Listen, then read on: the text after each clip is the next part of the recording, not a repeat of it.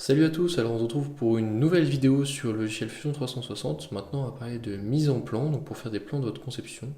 Une fois de plus, je vous recommande vraiment d'avoir une souris, parce que là, pour vous déplacer sur les pièces, utiliser la roulette, etc., c'est vraiment plus pratique, vous allez galérer sans souris. Ça a été développé pour être utilisé avec des souris, donc avec un trackpad, vraiment, c'est pas possible. Alors, on retourne dans nos projets. Alors ici, comme on l'avait vu la dernière fois, j'ai tous mes projets qui sont rangés. J'ai la maison ici tous les projets, donc moi admin project, c'est là que j'ai rangé la plupart de mes projets. On va reprendre la pièce qu'on avait fait la dernière fois. Donc je l'ouvre, double clic dessus, elle s'ouvre ici comme conception active. Elle me va bien, je ne change rien dessus. Je vais dans l'onglet fichier, nouveau design, design de la conception. Hop, elle apparaît en bleu, alors ça veut dire qu'on l'a sélectionné entièrement. Ici il me demande de quoi je veux faire le plan, donc là j'ai deux corps, mais je dis l'ensemble complet. Le design, on crée à partir de 0, sous le standard ISO, en millimètres. Alors A3 c'est un peu grand, à mon avis ça rentre sur une feuille A4, donc on prend une feuille A4. Ok, alors souvent ça prend un peu de temps, il faut qu'il lance le menu. On a une feuille A4 qui devrait apparaître bientôt. Ah, j'ai une feuille A4 en mode paysage. Alors je peux choisir, là elle est à l'échelle 1, là, parce que la boîte est un peu petite en fait. Donc on va la mettre à l'échelle 2, comme ça sera plus simple. Donc ici je modifie, échelle 2, hop, on voit, ça apparaît en plus grand. Ici je peux choisir aussi toujours des paramètres, l'orientation de la face, alors ça c'est la première face qu'on met, donc on va mettre la face avant, c'est plus standard. Les arrondis qui apparaissent comme des arrondis. Et ici, je choisis de faire apparaître les arêtes masquées sur une vue filaire, un peu quand même. Donc je place ma première vue ici.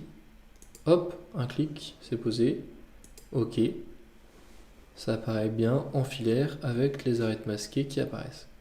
Alors maintenant, on va rajouter d'autres vues ici. Des vues projetées, donc pour ça, je clique un coup ici. Je clique sur ma pièce. Et j'ai ma vue projetée qui apparaît. Une vue de côté. On peut en faire plusieurs d'un coup. On va mettre une vue du dessus. On va poser ici aussi une vue un peu de travers, comme ça, pour voir à quoi ressemble la pièce.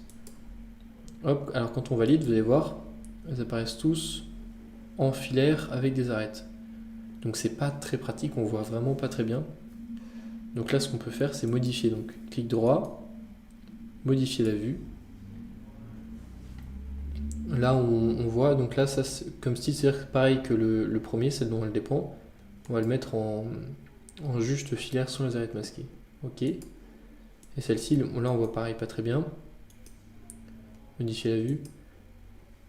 Là, tout ça, c'est des options filaires, mais ici, c'est des options non filaires. Donc ça, c'est vraiment un rendu. On va mettre en rendu comme ça. Là, ça apparaît très joliment, mais on a toujours des traits noirs ici qui apparaissent.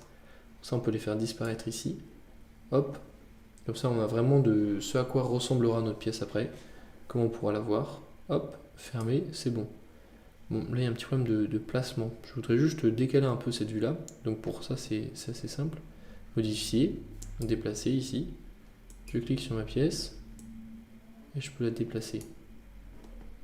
Alors transformation, je vais mettre avec la souris. Hop. Hop. Ok. C'est bon, là, c'est à peu près bien rangé. Maintenant, on va rajouter des informations.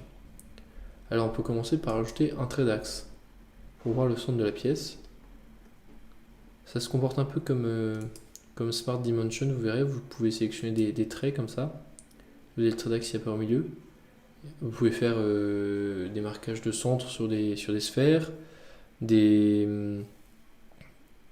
déplacés, des arêtes. Enfin, on peut prolonger les arêtes par exemple si elles sont coupées comme ça pour faire apparaître.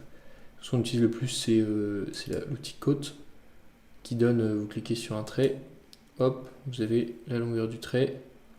Donc l'outil côte, ça se comporte vraiment comme Smart Dimension. Donc vous pouvez cliquer sur un trait ici, sur un autre trait là, hop, vous avez la largeur totale de la pièce. Donc vraiment vous cotez comme ça vos pièces de manière à ce que ça soit lisible, pas faire apparaître forcément plusieurs fois les mêmes longueurs. Vous pouvez faire ça partout. L'outil cote permet aussi d'afficher les arrondis. Si vous cliquez sur un trait rond, vous avez le rayon. Assez pratique. Donc là ici par exemple pour ce petit truc, je clique ici, j'ai le rayon de mes pièces. Vous pouvez bien sûr rajouter du texte, des commentaires qui s'affichent, qui disparaissent, pour que ça soit vraiment le plus visible et le plus lisible pour tous. Vous allez voir quand on créera des assemblages, qu'on fera des plans d'assemblage, il y a un système qui fait que vous pouvez numéroter vos pièces et que dans la nomenclature on retrouve directement.